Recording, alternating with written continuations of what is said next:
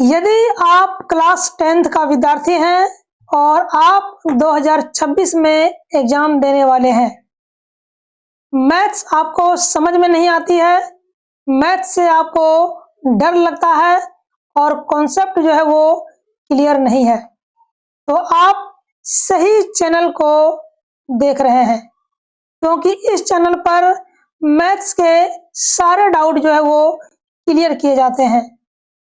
आज के इस वीडियो में हम लेकर आए हैं 500 ऑब्जेक्टिव प्रश्न। हाँ, आप बिल्कुल सही सुन रहे हैं, 500 ऑब्जेक्टिव प्रश्न जो एग्जाम में अक्सर पूछे जाते हैं। तो इस सीरीज में यह पहला भाग है जहां पे हम आपको कुछ इम्पोर्टेंट प्रश्न को बताएंगे और इस प्रकार से आपको इसी चैनल पर 500 ऑब्जेक्टिव प्रश्न जो है वो देखने को मिलेंगे। तो आइए आज का जो वीडियो है वो हम स्टार्ट करते हैं और मोस्ट इम्पोर्टेंट प्रश्नों को समझते हैं। तो पहला प्रश्न आपके सामने है कि निम्न में से कौन प्रमेय संख्या है। ठीक है, यानी हमें यहाँ पर प्रमेय संख्या को चुनना है। पहला ऑप्शन है √3, दूसरा ऑप्शन है 2√2 बटा √2, तीसरा ऑप्शन है 4 + √5 और चौथा ऑप्शन है √6। तो इस चारों में से प्रमेय संख्या कौन होगा? तो √3 एक अप्रमेय संख्या है, ये आप लोगों को पता होगा। यानी कोई भी संख्या यदि रूट में है तो वह अप्रमेय संख्या होगी, और उसके साथ कोई भी संख्या को यदि जोड़ेंगे, चाहे घटाएंगे, चाहे गुना करेंगे, तो वह अप्रमेय ही होगा। ठीक है, तो यहाँ पे option number A, option number C जो है एक अप्रमेय संख्या है और ऑप्शन नंबर डी भी। तो ऑप्शन नंबर बी जो है वह एक प्रमेय संख्या है। ठीक है, क्यों है? क्योंकि √2 ऊपर में भी लिखा हुआ है और √2 जो है वो नीचे में भी दिया गया है। तो इस √2 को हम यहाँ पे काट सकते हैं, तो हमारे पास कितना बचेगा? 2, और 2 क्या है? एक प्रमेय संख्या।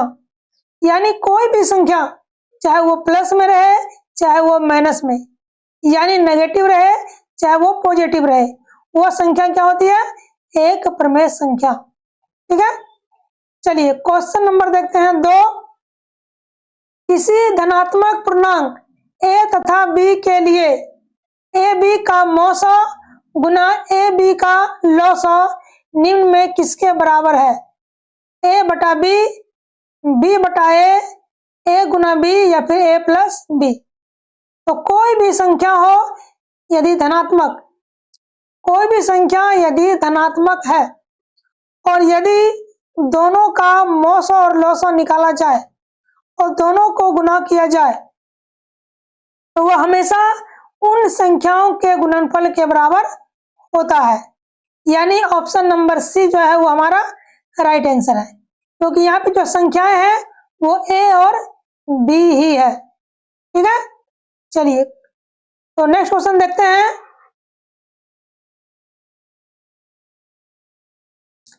नेक्स्ट क्वेश्चन हमारा है कि घात 1 वाला बहुपद कहलाता है, यानी जिस बहुपद की घात 1 है वो कौन सा बहुपद कहलाएगा?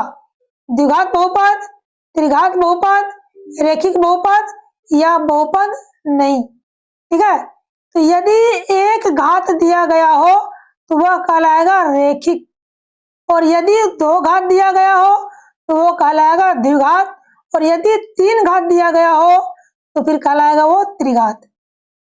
तो चूंकि यहाँ प्रश्न में दिया गया है कि घात 1 वाला बहुपद क्या कहलाएगा, तो इसका आंसर क्या हो जाएगा? रेखिक बहुपद, यानी ऑप्शन नंबर सी। चलिए क्वेश्चन नंबर 4। त्रिघात बहुपद का सबसे व्यापक रूप है, यानी त्रिघात बहुपद का व्यापक रूप क्या होता है? 4 ऑप्शन जो है वो आपके सामने दिए गए हैं। पहला ऑप्शन है ax² + bx + सी। दूसरा ऑप्शन है ए एक्स पर 4 power plus b x cube plus c. तीसरा ऑप्शन है a x cube plus b x square plus c x plus d. चौथा ऑप्शन है a x square plus b x square plus c. ठीक है, तो त्रिघात बहुपद का जो व्यापक रूप होगा वो होगा ऑप्शन नंबर सी, क्योंकि इस व्यापक रूप में सबसे बड़ी जो घात है वो कितना है, 3 है। तो ये त्रिघात बहुपद का व्यापक रूप है। और ऑप्शन ए वाला क्या है, ये द्विघात बहुपद का व्यापक रूप होता है। इसको आप याद रखिएगा, क्योंकि हो सकता है एग्जाम में त्रिघात बहुपद की जगह पर द्विघात बहुपद का व्यापक रूप के बारे में पूछ ले। तो आप आंसर मारिएगा a x square plus b x plus c में। और यदि रेखिक बहुपद का व्यापक रूप पूछा जाएगा तो वह होता है ए एक्स प्लस बी। ठीक है, तो यह है रेखिक बहुपद का व्यापक रूप। चलिए क्वेश्चन नंबर देखते हैं 5। यदि साइन ए बराबर 3/4 तो कोस ए का मान क्या होगा। पहला ऑप्शन 4/3, दूसरा ऑप्शन है √3/4, तीसरा ऑप्शन है √4/3 और चौथा ऑप्शन क्या है, तो √7/4, यानी 4 ऑप्शन दिए गए हैं। तो सबसे पहले साइन ए का जो फॉर्मूला है वह आपको आना चाहिए, तभी आप इसको समझ पाइएगा। तो साइन ए बराबर होता है हमारा P/H, P यानी कि 3 और H का जो मान है वो कितना है, 4 है। तो हमें B का मान निकालना होगा। तो B का मान निकालने के लिए फॉर्मूला बढ़ा सकते हैं, H² और माइनस P² पर √। तो इस फॉर्मूला की मदद से आप B का मान निकाल सकते हैं, जो कि आएगा √7। कितना आएगा, √7। ठीक है, अब हमें कोस ए का मान निकालना है। तो कोस ए बराबर क्या होता है, B/H होता है। क्या होता है, B/H। तो B का मान कितना है, तो √7 है, तो √7 मान लेंगे B का मान। और H का मान कितना है, तो H का मान हमने ये बताया है 4, तो 4 हो गया, यानी √7/4 हमारा राइट आंसर होगा, जो कि ऑप्शन नंबर डी में दिया गया है। ऑप्शन डी नंबर हमारा राइट हो गया। चलिए नेक्स्ट क्वेश्चन को देखते हैं, क्वेश्चन नंबर 6।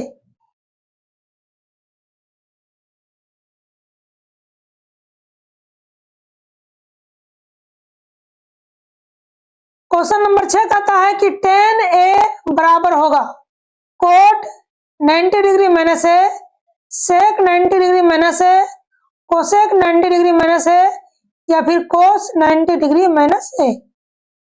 तो आपको बता दें कि tan का जो पूरक कोण है वह कोट के बराबर होता है, अर्थात कोट 90 डिग्री माइनस ए जो है वो राइट आंसर है। क्वेश्चन नंबर 7, किसी बिंदु की x अक्ष से दूरी उस बिंदु का कहलाती है, यानी x अक्ष से जो रेखा खींची जाएगी उसकी दूरी को क्या कहेंगे, भुज कहेंगे, कोटि कहेंगे, अक्ष कहेंगे या फिर आलेख। तो x अक्ष से खींची गई जो रेखा है, खींची गई जो दूरी है वो कहलाती है कोटि। और यही अगर y लिखा रहेगा प्रश्न में कि y अक्ष से दूरी उस बिंदु की क्या कहलाती है, तो फिर आंसर क्या हो जाएगा भुज। तो इस बात को आप याद रखिएगा। चलिए क्वेश्चन नंबर 8 देखते हैं कि निम्न में कौन वृत्त के क्षेत्रफल का सूत्र है, यानी वृत्त का जो क्षेत्रफल है उसका फॉर्मूला क्या होता है। क्या 2πr होता है, 4πr² होता है, πr² होता है, या फिर 4πr होता है। तो वृत्त का जो क्षेत्रफल है उसका फॉर्मूला होता है πr², क्योंकि 2πr तो वृत्त का परिधि का फॉर्मूला है, और 4πr² ये तो गोले का क्षेत्रफल का फॉर्मूला होता है। चलिए क्वेश्चन नंबर देखते हैं 9। संचयी बारंबारता वक्र कहलाती है। त्वरण कहलाती है, आयत चित्र, दंडालेख या बारंबारता बहुभुज। तो संचयी बारंबारता का जो वक्र है वह त्वरण कहलाती है, यानी ऑप्शन नंबर ए हमारा जो है वो राइट है। ठीक है, चलिए क्वेश्चन नंबर देखते हैं हम 10। तो क्वेश्चन नंबर 10 हमारा है कि यूक्लिड विभाजन एल्गोरिदम दो धनात्मक पूर्णांकों के निम्न में किसे परिकलित करने की तकनीक है? लॉसो, मॉसो, भागफल या फिर शेषफल।